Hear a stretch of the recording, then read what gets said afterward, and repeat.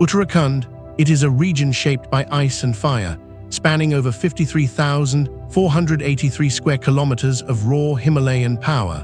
Why do millions risk their lives on treacherous paths just to touch these cold rocks? Is it faith, or is it something deeper hidden in the thin mountain air? In this video, we explore the land of the gods, a place where 86% of the terrain is a vertical challenge to human survival. We will uncover the secrets of the ancient dynasties, the British conquest, and the brave women who hugged trees to save their world. This is not just a travel guide. It is a deep dive into the spirit of a land that refuses to be tamed. If you seek the truth behind the mist, stay with us until the end. Hit that subscribe button now and let us journey into the heart of the Himalayas together.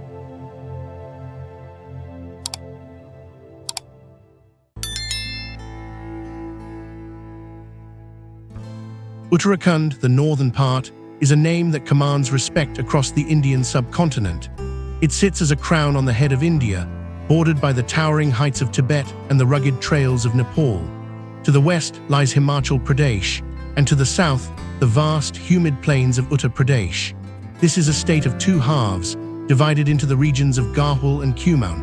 One is a land of steep peaks and holy shrines, while the other is a realm of rolling hills and deep forests. Have you ever wondered how a single line on a map can separate two distinct cultures born from the same mountain range?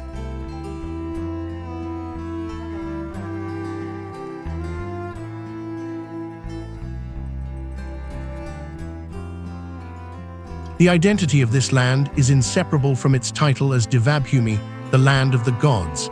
It is a title earned through millennia of prayer, meditation, and myth. Here, the mountains are not just rocks, but the physical manifestations of the divine. The capitals, Dehradun in the winter and Gayasena in the summer, reflect a state that is constantly shifting its gaze. One looks toward the modern world, while the other stares deep into the heart of the wilderness. How do you govern a land that is mostly vertical and often covered in snow?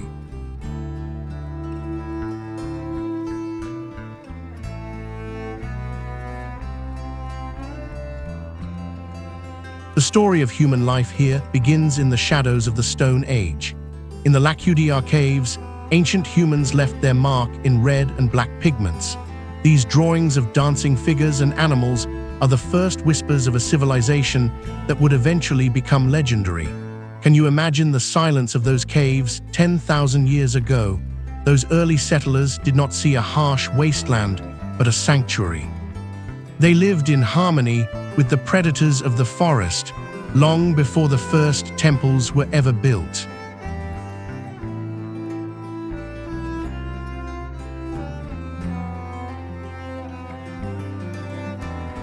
As time marched on, the Vedic era transformed the mountains into a spiritual laboratory. The great kingdoms of Kuru and Panchal claimed parts of these foothills. Later, the Kuninda dynasty established a grip on the region, trading in salt and wool. They were the masters of the mountain passes, navigating the thin line between the empires of the plains and the mysteries of the plateau. Did they know, as they minted their coins, that their kingdom would one day be the foundation of a modern state?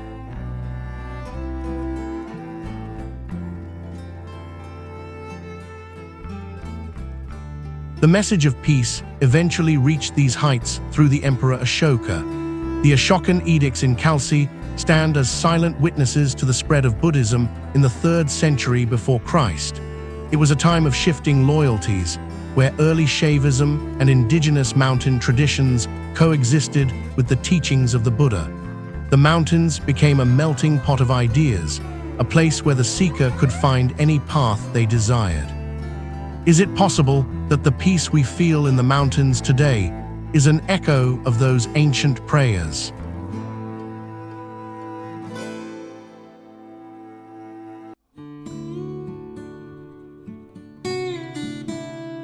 From the 4th century to the 14th century, the Katyuri dynasty rose to power.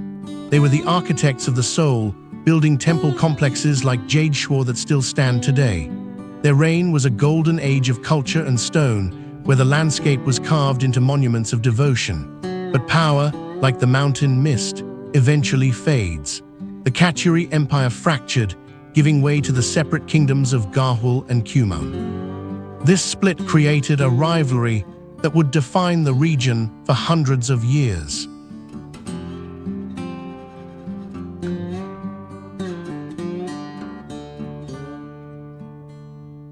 In Garhwal, the Parmar dynasty consolidated 52 separate forts into a single powerful kingdom. In Kumaon, the Chand kings built a legacy of art and administrative brilliance.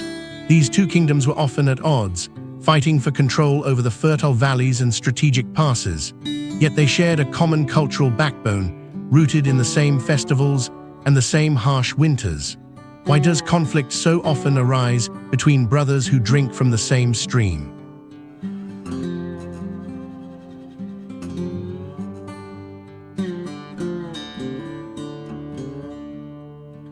The medieval period was a time of flourishing art and literature, but it was also a time of blood. The Gorkhas of Nepal crossed the border in the late 18th century, bringing a fierce and brutal rule. Their occupation, known as Gorkhiani, left a scar on the collective memory of the people. It was a time of high taxes and harsh justice, where the freedom of the mountain folk was suppressed. Could the people of the hills ever have imagined that their liberation would come from an empire across the sea?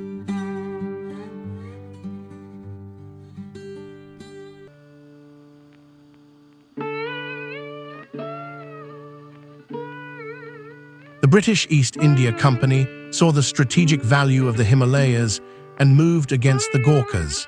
The Anglo-Nepalese War of 1814 changed the map of the world. After the Treaty of Sugauli, the British incorporated the region into their expanding territories. They built hill stations like Nainital and Mussoorie as escapes from the blistering heat of the plains. They brought roads and railways, but they also brought a colonial grip that sought to extract the riches of the forests.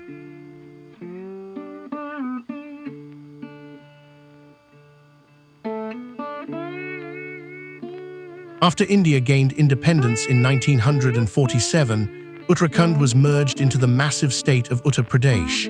But the people of the hills felt invisible in the vast bureaucracy of the plains. Their problems were different, and their needs were ignored by leaders thousands of miles away. A grassroots movement began to grow, fueled by a desire for self-determination and dignity. Have you ever felt like your voice was drowned out by a crowd that did not understand your language?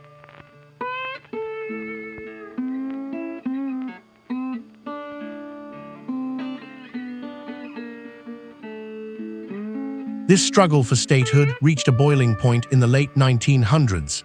It was a movement led by students, workers, and most importantly, women.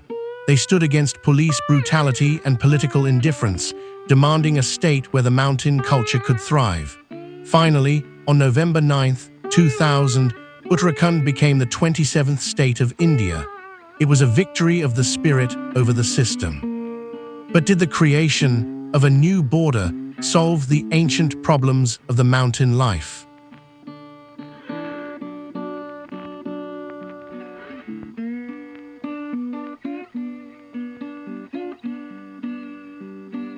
One of the most powerful stories to emerge from this land is the Chipko Movement.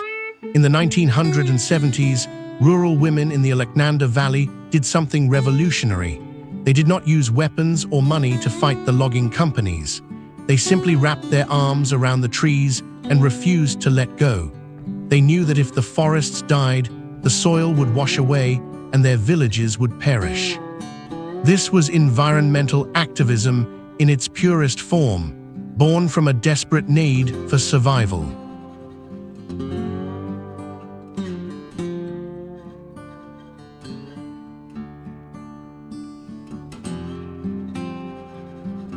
The geography of Uttarakhand is a study in extremes. Over 86% of the land consists of mountains, leaving only a small fraction for the cities of the plains. These mountains are part of the Himalayan range, the youngest and most restless mountains on Earth. They are still growing, pushed upward by the collision of tectonic plates. Do we realize how fragile our existence is when we live on a landscape that is constantly moving beneath our feet?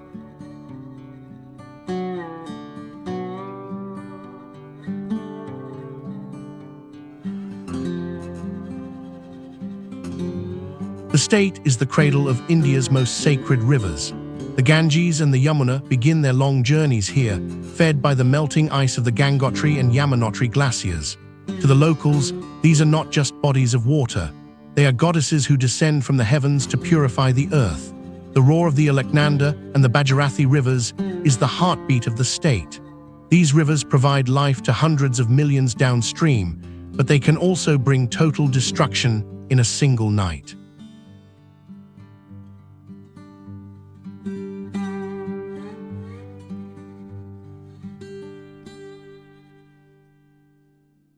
The climate here is a chameleon, changing with every 1,000 feet of elevation.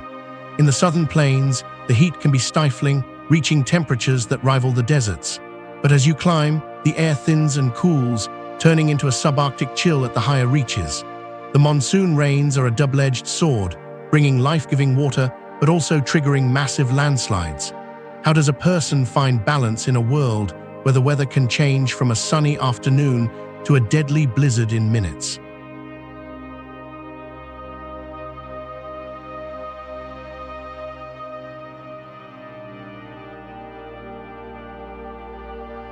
Uttarakhand is one of the richest ecological zones in India, a sanctuary for life that has disappeared elsewhere. In the Jim Corbett National Park, the tiger still reigns supreme in the dense Sal forests. Higher up, in the Valley of Flowers National Park, thousands of species of wildflowers bloom in a brief, brilliant window of summer. This is a land of snow leopards, musk deer, and the majestic Himalayan monal. Are we doing enough to protect these rare creatures from the encroaching footprint of man?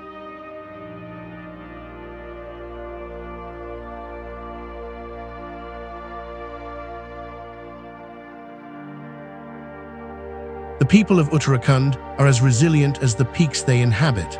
The population is primarily rural, living in small villages perched on steep slopes. They identify as Garhwali or Kumaoni, each with their own distinct dialects and customs. Life in the hills is a constant labor of terrace farming and livestock rearing. It is a life of physical hardship, yet it is marked by a deep sense of community and hospitality. Why is it that those who have the least are often the ones who offer the most to a stranger?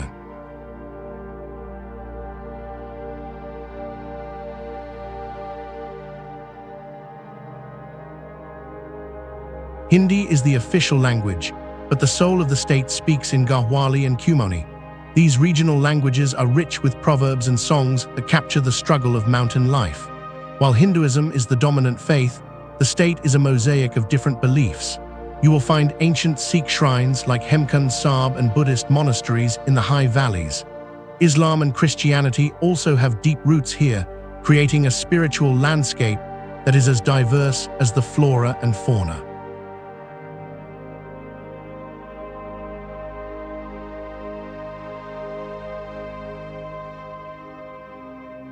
Culture in Uttarakhand is a blend of the sacred and the artistic. Folk arts like Apan, a traditional form of floor painting, use geometric patterns to invite the divine into the home. Traditional wood carving adorns the doors and windows of ancient houses, telling stories of local legends. Garhwali miniature paintings reflect a sophisticated artistic tradition that once rivaled the great courts of India. Is art not the most enduring way for a civilization to prove it existed?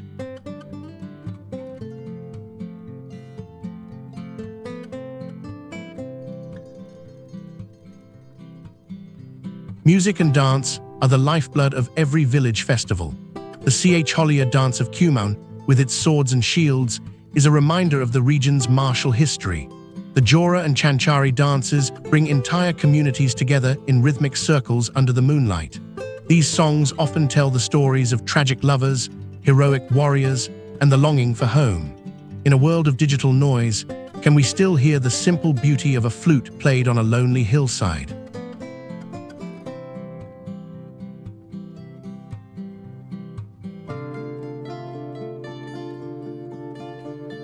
The economy was once driven entirely by the soil and the forest. Agriculture remains a pillar, with crops like finger millet and basmati rice providing sustenance. However, the modern era has seen a massive shift toward tourism and services. The The state's scenic beauty and spiritual heritage have made it a global destination. Hydropower is another major sector, harnessing the energy of the rushing rivers. But this development comes with a cost, as dams and roads change the face of the mountains forever.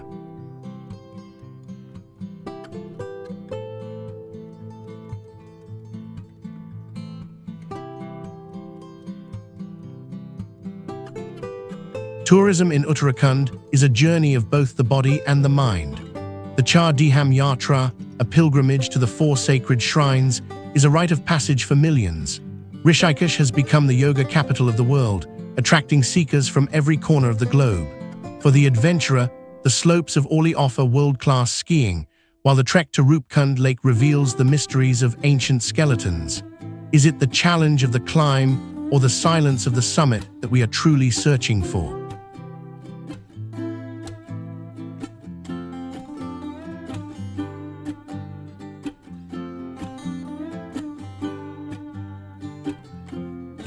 However, this paradise faces modern tragedies that test its resolve. The 2013 floods were a grim reminder of the power of nature and the consequences of unregulated growth. Thousands lost their lives as the rivers reclaimed their floodplains. It was a turning point that forced the state to reconsider its relationship with the environment. Can we find a way to prosper without destroying the very beauty that draws us here?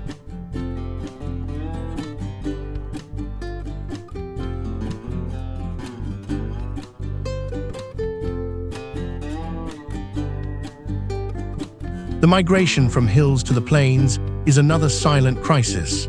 Many villages have become ghost towns as the youth leave in search of better opportunities. They seek the comfort of the cities, leaving behind the elders and the crumbling stone houses. This brain drain threatens the survival of the regional languages and traditions. What happens to a culture when its heartbeat moves to a shopping mall in a distant city?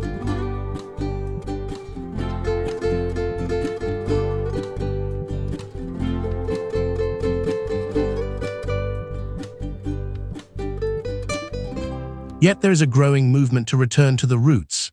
Young entrepreneurs are moving back to start homestays, organic farms, and ecotourism ventures. They are using technology to bridge the gap between the remote mountains and the global market. They are proving that you can live a modern life while still breathing the fresh mountain air. Is this the secret to a sustainable future where we balance progress with the preservation of our heritage?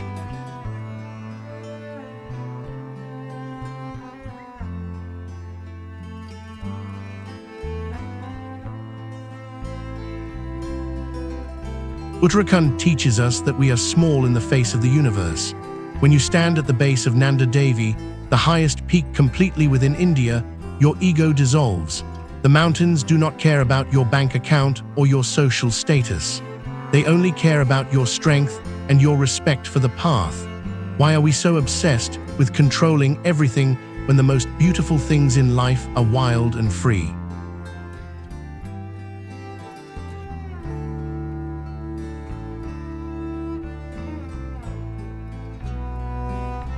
The history of this land is a cycle of creation and destruction. Dynasties rise and fall, rivers change their course, and forests grow over ancient ruins. But the spirit of the people remains unbroken. They have survived invasions, earthquakes, and the isolation of the winters. They have kept their faith alive in the darkest of times.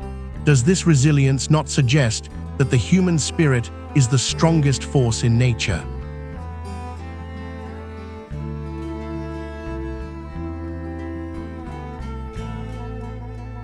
The story of Uttarakhand is your story too. It is a story of seeking something higher, of protecting what is sacred, and of finding peace in the middle of a chaotic world. When you feel overwhelmed, imagine the silence of the Himalayan peaks. Imagine the steady flow of the Ganges, moving toward the sea regardless of the obstacles in its way. Can you find that same steadiness within yourself?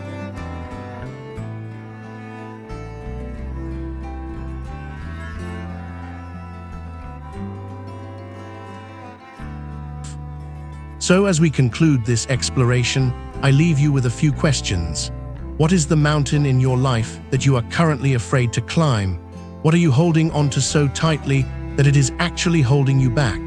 And finally, if you could leave everything behind for just one day, would you choose the comfort of the valley or the challenge of the peak? The mountains are waiting for your answer.